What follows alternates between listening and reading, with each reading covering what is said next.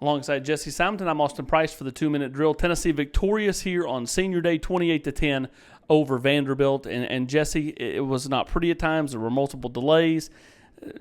Little to no passing game, but Eric Grace, 246 yards, breaking Jamal Lewis's record of 232 for a true freshman.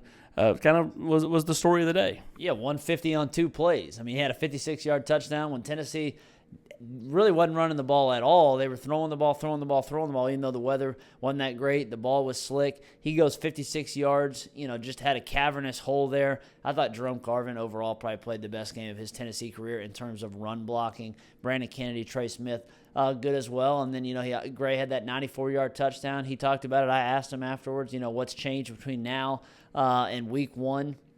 The last 7 games of the season, Eric Grace had 42 yards on 20-some-odd carries. So for him to go 25-250 today, really impressive. He said he's just learned that the holes are smaller. Well, today the holes were huge on 2 big runs. Also had the big touchdown at the end that really cemented the game when Vandy had Tennessee was never threatened. Tennessee never felt in any sort of danger, but 21-10, he punches in on the little toss sweep, and it was a formality after that.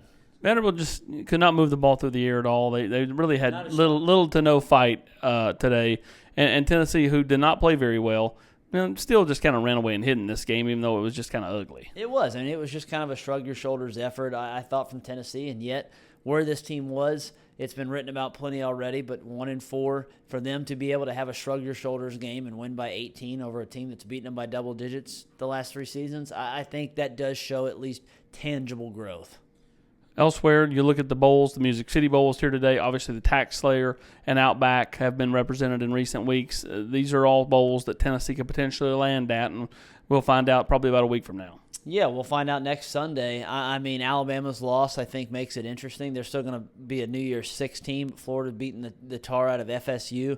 I think it is in Tennessee's best interest for as many SEC teams to make that New Year's 6 in playoffs. So whether that is Georgia and LSU in the playoffs, or if all 3 SEC teams can manage that don't make the playoffs to the New Year's 6, because Auburn's going to go to the Citrus Bowl now. I think we'd be surprised if that didn't happen.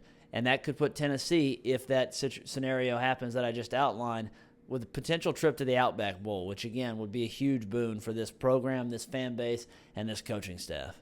He is Jesse Simonton. I'm Austin Price. Tennessee wins it today, 28-10. Continued coverage on the Journal's Quarters and at VolQuest.com throughout the night, and recruiting coverage tomorrow, as Tennessee did have 3 official visitors in this weekend.